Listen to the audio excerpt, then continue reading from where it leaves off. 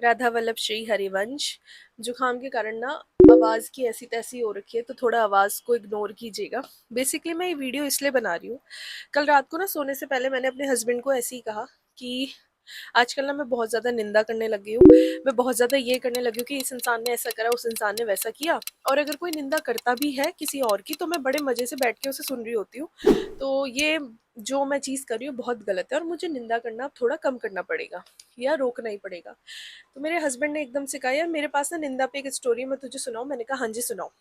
उन्होंने ये बताया कि एक बार की बात है, एक राज्य में भंडारा चल रहा था। भंडारे में बहुत सारे पकवान बने थे। तो जब पकवान वहां बन रहे थे, क्या हुआ, वहां एक सब्जी में ना ऊपर से एक छिपकली उस सब्जी के अंदर गिर गई। ठीक है, ये सब वहां पर थोड़ी दूर में बैठी हुई एक औरत सब कुछ देख रही थी।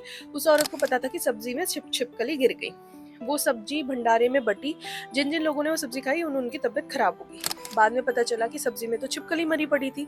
राजा ने ना जो वो खाने पीने का जो भंडारे को ऑर्गेनाइज करा था उसको बुलाया और उससे बोला कि तुम दंड के पात्र हो, तुम्हारे कारण इतने लोगों की तबीयत खराब हुई। उसने कहा मैं दंड का पात्र क्यों हूँ भाई, दंड का पात्र तो वो है जिसने ये सब्जी बनाई। अब उसको बुलाया गया जिसने वो सब्जी बनाई। जब उससे बोला गया कि तुम दंड के पात्र, उसने बोला भाई मैंने तो खाली नमक मिर्च मसाले डाल के आ गया था, और दंड का पात्र तो वो है जिसने कड़छी चलाई। अब जिसने कड़छी चलाई उसको बुलाया, उसने कहा कि भाई मैंने कड़छी चलाई, क्या पता छिपकली बाद में गिरी हो। दंड का पात्र तो वो है जिसने सब्जी बांटी। ऐसे करके सब एक दूसरे के ऊपर बात टाले जा रहे थे। तो राजा बड़ा कंफ्यूज हो गया कि दंड का पात्र है तो है कौन। तो वहीं पर राजा ने अपने मंत्री से बोला कि अब तुम मुझे बताओ कि दंड का पात्र कौन है। मंत्री ने ना उस भंडारे को ऑर्गेनाइज करने वाले को, ना हलवाई को, ना कड़छी चलाने वाले को, ना सब्जी बाड़ी, कहा कि दंड का पात्र वो महिला है।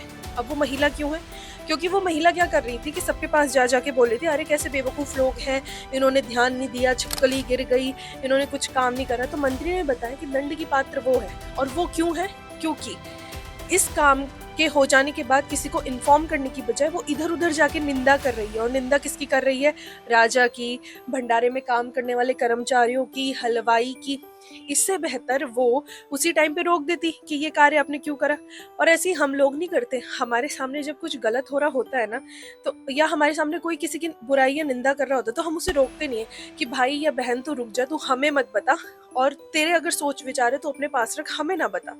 ये कोई गलत कर रहा होता है ना, तो हम उसे कभी नहीं कहते कि यहाँ पर तुम गलत कर रहे हो या यहाँ पे तुम सही कह रहे हो। हम क्या करते हैं, वो सारी चीजें देखते हैं और उसके बाद फिर इधर उधर जाके उसकी निंदा कर रहे होते हैं। तो दंड के पात्र कहीं ना कहीं हम ही हैं, जो हम हर किसी की निंदा कर रहे हैं। तो मैंने तो सोच लिया आज से और अभी से कि निंदा वाला जो मेरी साइकिल चलती थी ना, ये तो मैं कम कर दूंगी, और श्री जी की कृपा रही तो एक टाइम पे तो खत्म ही कर दूंगी। अब आप बताइए कि आपने क्या सोचा है कि आप क्या करेंगे। राधा वल्लभ श्री हरिवंश।